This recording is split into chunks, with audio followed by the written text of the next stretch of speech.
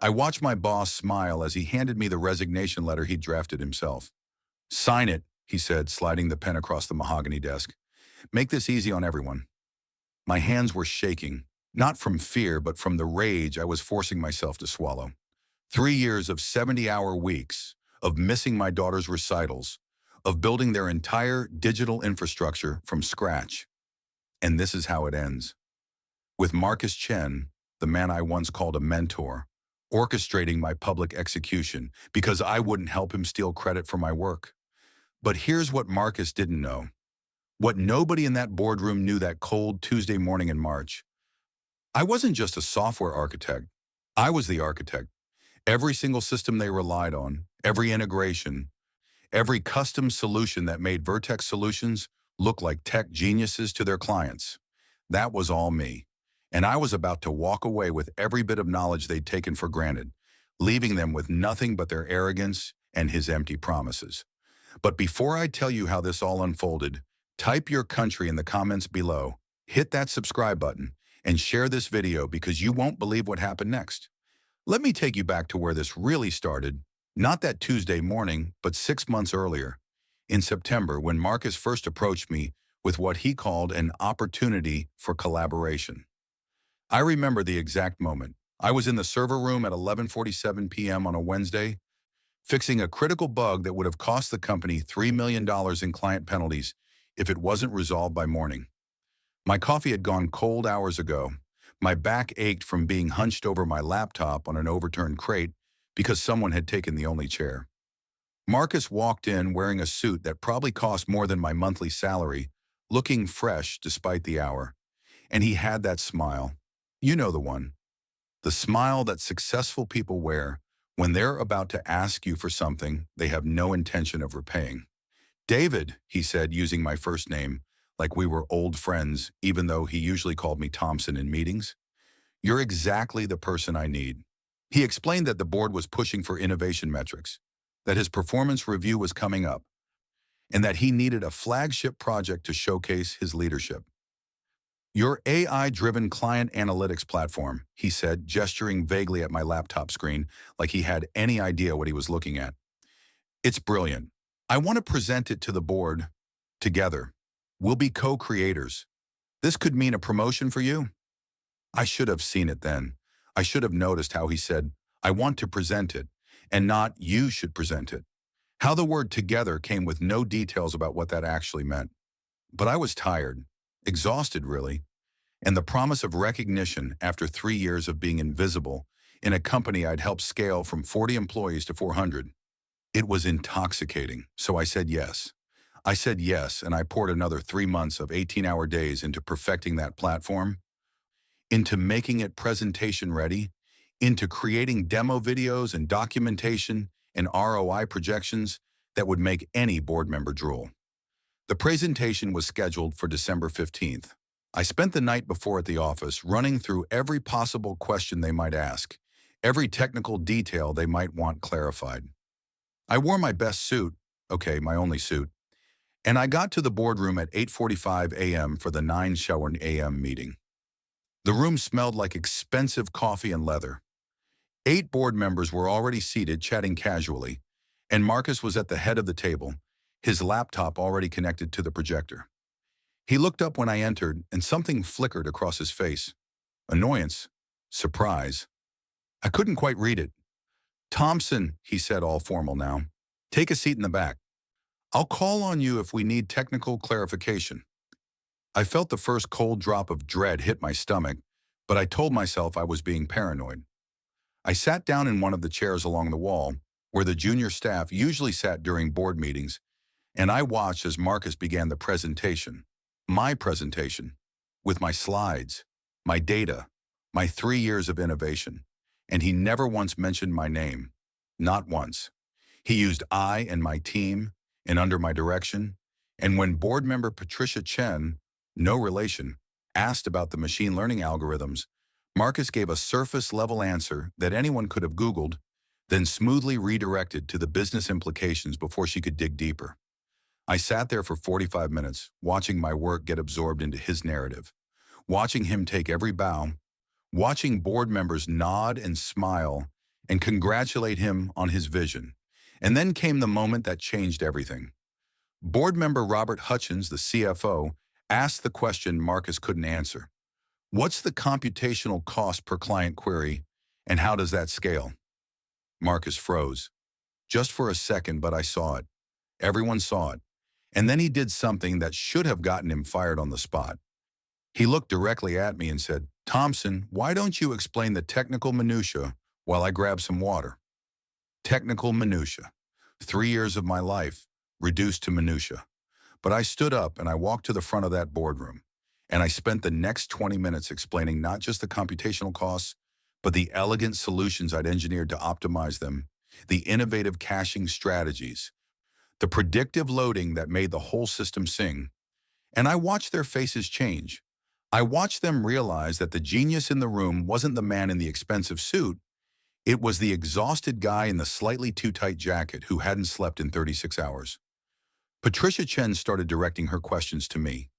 Robert Hutchins was taking notes on what I said, not what Marcus had said. And Marcus was getting visibly uncomfortable. The meeting ended with what should have been triumph. The board approved the project with a $2 million budget expansion. They wanted it deployed across all enterprise clients by Q2. But as everyone filed out, Marcus grabbed my arm, hard enough to leave a mark, and pulled me aside. My office, now. We walked in silence through the maze of cubicles. Past co-workers who were giving me curious looks because everyone knew something big had happened in the boardroom. When we got to his office, he closed the door with a controlled calm that was somehow more frightening than if he'd slammed it. You embarrassed me in there, he said quietly. No, I replied, finding a backbone I didn't know I still had. I answered their questions. Questions you couldn't answer about my work. His jaw tightened. Your work? You built that on company time, with company resources under my supervision. It's the company's work. It's my department's work. You're a cog, Thompson. A very replaceable cog who just forgot his place. I felt something crack inside me then. Not break entirely, but crack. I built something amazing, I said, my voice steadier than I felt. And you tried to steal credit for it in front of the entire board. He leaned back against his desk, and that smile came back, the dangerous one. Steal? I presented a project from my department. That's my job. Yours is to write code and not overstep. But since you apparently need a reminder about hierarchy, he paused, letting the threat hang in the air. Consider this your warning. Step out of line again, and it won't be a conversation. It'll be HR paperwork. I left his office with my hands balled into fists, nails cutting into my palms. I made it to the bathroom before the shaking started. Adrenaline, anger, and the crushing weight of injustice all hitting at once. I splashed cold water on my face and looked at myself in the mirror. 34 years old, bags under my eyes, stress lines I hadn't had 3 years ago. When had I become this person? When had I let my worth be determined by a man who saw me as nothing more than a threat to his unearned status? The next 3 months were psychological warfare. Marcus started excluding me from meetings about my own project. He'd reassign my tasks to junior developers, then publicly criticize their work as if it reflected on my leadership.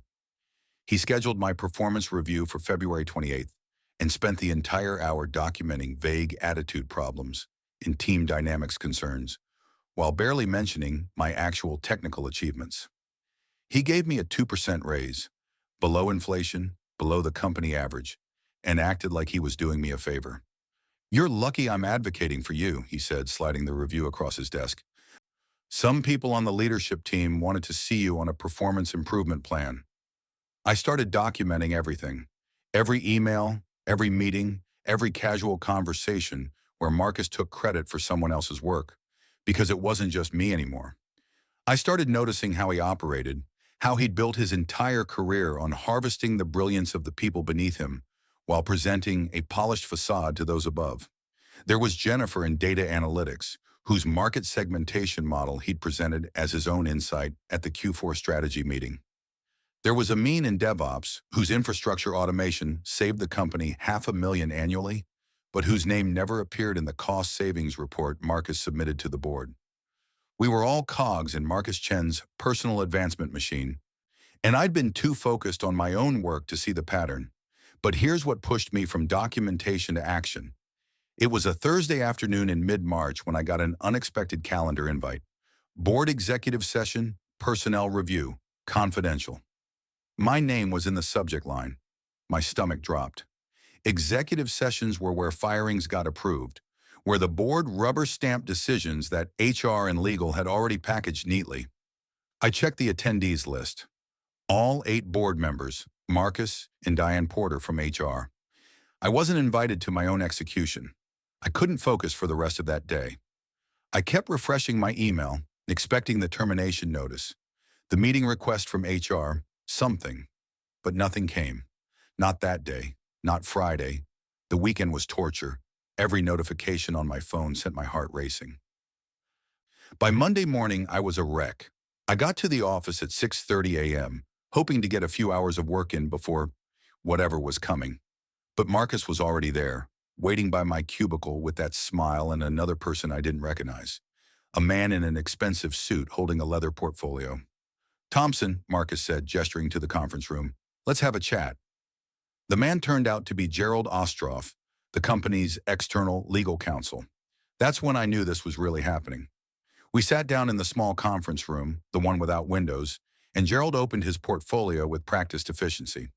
"Mr. Thompson," he began, his voice professionally neutral, "Vertex Solutions values all its employees, but we've identified some concerning patterns in your recent behavior that have created a hostile work environment." I almost laughed. I would have laughed if my career wasn't evaporating in front of me. "Hostile work environment?" I repeated. "What patterns?" Gerald slid a document across the table. 3 pages of incidents, dates, alleged witnesses, me undermining leadership in the December board meeting, me displaying insubordination in Marcus's office afterward, me spreading discontent among team members through unauthorized discussions of compensation and performance reviews. Every single item was either twisted truth or outright fabrication, but it was presented with enough official language and specific dates that it looked credible.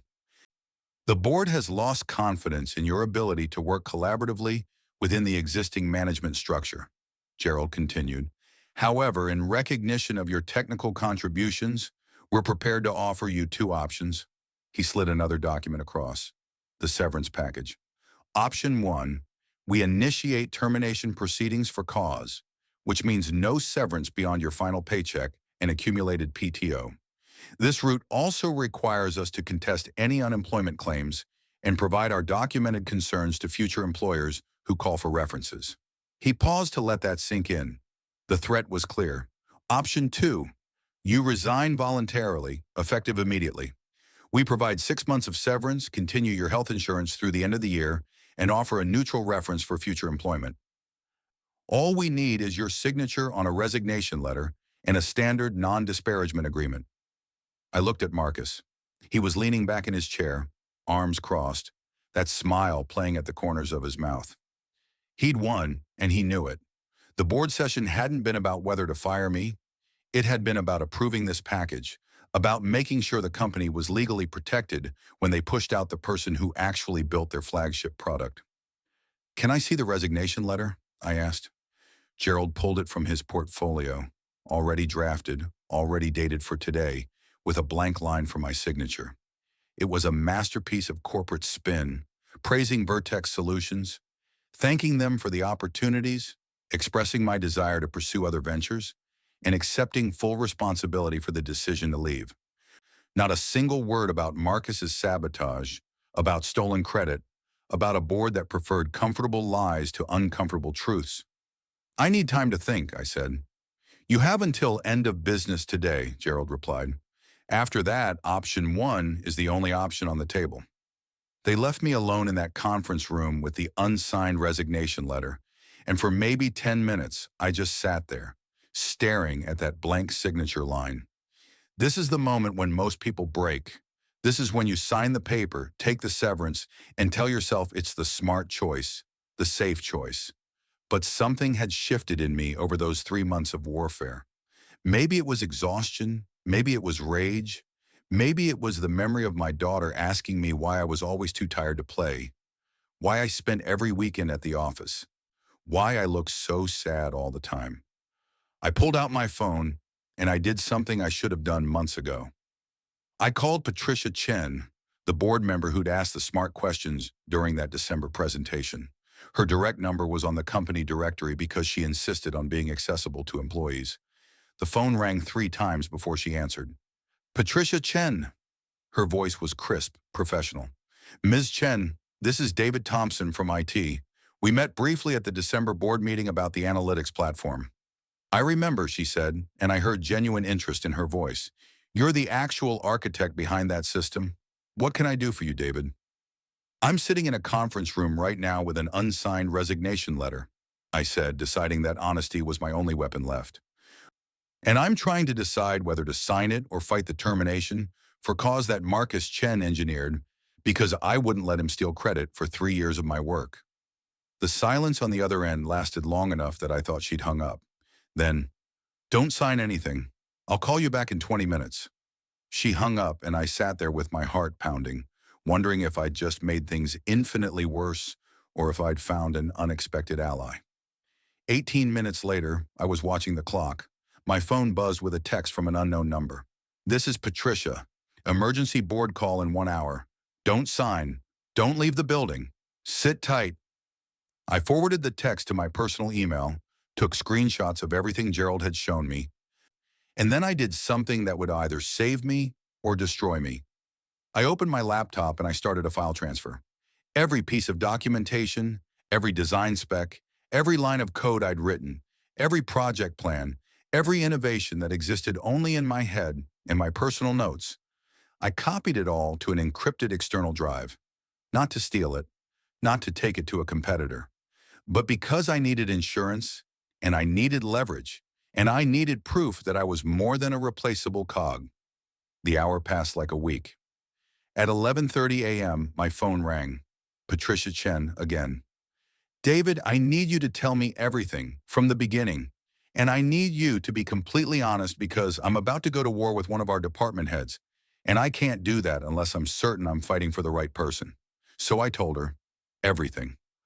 The December presentation theft, the February review, the systematic exclusion, the other team members Marcus had similarly exploited. I told her about the file documentation I'd been keeping, about the patterns I'd noticed, about the toxic culture that everyone knew about but nobody wanted to address because Marcus's departments always hit their numbers on the backs of people like me, like Jennifer, like Amin. Can you prove any of this? She asked when I finished.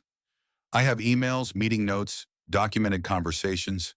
I have witnesses who will verify the pattern if they're protected from retaliation. And I have something else. I took a breath. The entire analytics platform exists in a form that only I can fully deploy and maintain. The documentation Marcus has is surface level at best. The junior developers he's been reassigning my work to don't understand the architecture. If I walk out that door today, Vertex Solutions has a $2 million project that they can't actually deliver to enterprise clients in Q2 like they promised. Are you threatening the company, David? Her voice was sharp now, evaluating. No, ma'am, I said carefully. I'm explaining reality. I built that system to be elegant and efficient, which means it's complex. It needs its architect, at least through the deployment phase. Fire me and you'll spend 6 months and another $1 million trying to reverse engineer what I could implement in 6 weeks. That's not a threat. That's just the truth of how custom software development works. Another long silence, then, stay by your phone. Don't talk to Marcus. Don't sign anything. I'm walking into a board call right now where Gerald Ostroff is about to have a very bad day. She hung up and I sat in that windowless conference room, watching the minutes tick by, wondering if I just committed career suicide or pulled off a miracle. At 1:17 p.m., my phone rang again, but this time it was Robert Hutchins, the CFO. Mr. Thompson, this is Robert Hutchins. I'm calling to inform you that the board has placed Marcus Chen on immediate administrative leave, pending an investigation into management practices in his department. You are not being terminated, and the resignation letter you were presented with this morning is void. We'd like to meet with you tomorrow at 10 a.m. to discuss the path forward. Will that work for your schedule? I almost dropped the phone. Yes, sir, that works. Good. And David? Between you and me, Take the rest of today off. You've had a rough morning." The call ended, and I just sat there, trying to process what had just happened. 20 minutes later, I watched through the conference room window as Marcus Chen walked past, escorted by building security, carrying a cardboard box with his personal items. He didn't look my way, didn't acknowledge me, but I saw his face, and it was the face of a man whose carefully constructed empire had just collapsed because he'd pushed one cog too far. I left the building at 2:01 p.m., and I did something I hadn't done in 3 years. I went home while it was still light outside. I picked my daughter up from school myself instead of having my ex-wife do it. I took her to the park, I pushed her on the swings, and I watched her laugh, and I realized how close I'd come to signing that letter, to taking the safe route, to letting Marcus win because fighting felt too risky and too hard. That night, I barely slept. Part of me was terrified that I'd wake up to an email rescinding everything, telling me it was all a mistake. But the email that came at 7 a.m. the next morning was from Patricia Chen's executive assistant, confirming the 10 a.m. meeting and listing the attendees. Patricia Chen, Robert Hutchins, 3 other board members, and me. No Marcus. No Gerald Ostroff. The meeting was everything that December presentation should have been. They asked me about the analytics platform, about my vision for it, about what I needed to make the Q2 deployment successful. They asked about the department culture, about other projects and other people who deserved recognition. Patricia Chen asked the question that mattered most. "David, what would it take for you to stay at Vertex Solutions? Not just stay, but thrive. What needs to change?" I'd prepared for this question. I'd stayed up half the night thinking about it. First, I need authority that matches my responsibility. If I'm going to be held accountable for delivering the analytics platform, I need to be the technical lead with decision-making power, not someone whose work gets overridden by managers who don't understand the technology. Second, I need a team that reports to me, not through another layer that can take credit or sabotage progress. Third, I need compensation that reflects my actual value to this company, not 2% below inflation. I paused, then added the part I knew was risky. And fourth, I need a commitment that this company will investigate and address the pattern of credit theft that's been happening across multiple departments. Because I'm not the only one Marcus exploited, and if you only fix my situation, you're just putting a Band-Aid on a toxic culture. Robert Hutchins exchanged glances with Patricia Chen. "What if we offered you Marcus's position?" he said. "Director of Technology Innovation, with full team authority, budget control, and a salary increase of 45%. You'd report directly to me, and you'd have board-level visibility on all major projects." I felt dizzy. This was more than I'd imagined, more than I'd dared to hope for. But I thought about Marcus, about how he'd gotten to that director position by stepping on people like me, and I knew what my answer had to be. "I appreciate that offer more than you know," I said slowly, "but I can't accept it. Not because I don't want it, but because I'm not ready for it. I'm 34 years old. I'm a brilliant software architect, but I don't have management experience. I don't have leadership training. If you promote me to director right now, you're setting me up to either fail or to become a different version of Marcus, someone who gets a title they're not quite ready for and spends all their energy protecting it instead of growing into it." You could have heard a pin drop in that boardroom. Patricia Chen was staring at me with an expression I couldn't quite read. Then she started laughing, not mockingly, but with genuine delight. "Robert," she said, still smiling, "this is why we're having this meeting. This kind of self-awareness, this kind of integrity, this is what leadership actually looks like." She turned back to me. "Okay, David, we'll table the director position for now. But here's what we can do immediately. Senior technical lead for the analytics platform, 35% salary increase, your own team of 4 direct reports, and enrollment in our executive leadership development program. 6 months from now, we'll revisit the director conversation. Does that work?" It more than worked. It was everything I needed to hear: recognition, opportunity, and investment in my growth instead of just extraction of my value. I accepted, and I spent the next 6 months doing the best work of my career. Not because I was trying to prove anything to Marcus or to the board, but because I finally had the environment where brilliance could flourish instead of just survive.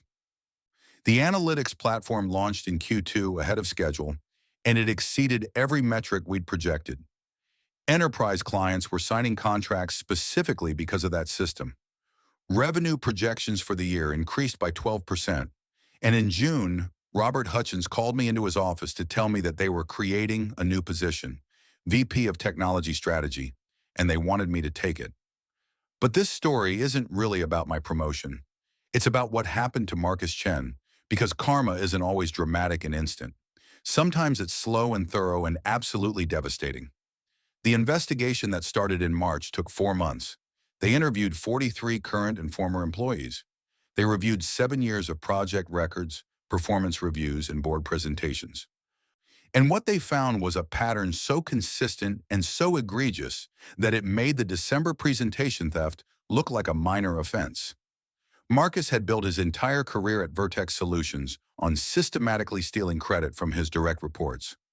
Every successful project that got him promoted, every innovation that got him bonuses, every achievement that made him the golden boy of the company, it was harvested from the people he was supposed to be developing and supporting. But here's where karma really showed up. Jennifer from Data Analytics, the woman whose segmentation model Marcus had stolen, she'd taken a job at one of Vertex's biggest competitors 2 years ago. And when she heard about the investigation, she reached out to Patricia Chen with documentation of her own. Emails where Marcus explicitly told her not to present her work to leadership. Performance reviews where he rated her as meets expectations while simultaneously presenting her innovations as his own strategic vision. And she wasn't alone.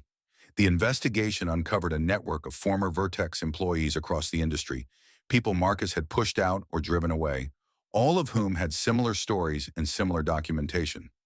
In July, Marcus Chen was not just fired but effectively blacklisted. The tech industry is smaller than you think, especially at the senior leadership level. And word spreads fast when a director-level executive gets terminated for cause, with accompanying legal documentation of systematic credit theft and hostile work environment creation. His LinkedIn profile changed from Director of Technology Innovation at Vertex Solutions to Exploring New Opportunities to just blank. The speaking engagements he'd been scheduled for got quietly canceled.